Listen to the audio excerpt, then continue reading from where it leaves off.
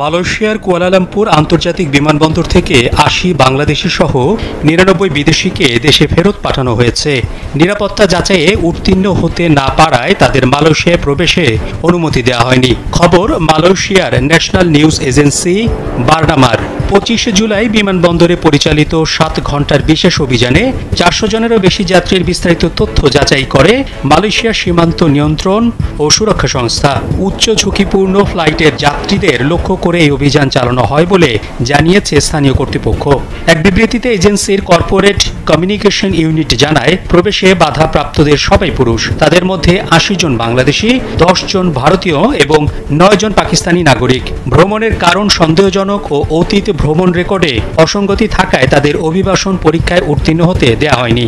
বিবৃতিতে আরও বলা হয়, প্রাথমিক জিজ্ঞাসাবাদের পাশাপাশি তাদের ভ্রমণ নথি, ব্যক্তিগত পটভূমি ও উদ্দেশ্য যাচাই করা হয়। পরবর্তী সময়ে প্রচলিত আইনি প্রক্রিয়া অনুযায়ী তাদের নিজ নিজ দেশে ফেরত পাঠানো হয়েছে। একেপিএস জানিয়েছে, মানব পাচার ও সোশ্যাল ভিজিট পাসের অপব্যবহার ঠেকাতে এ ধরনের অভিযান নিয়মিতভাবে চালানো হবে।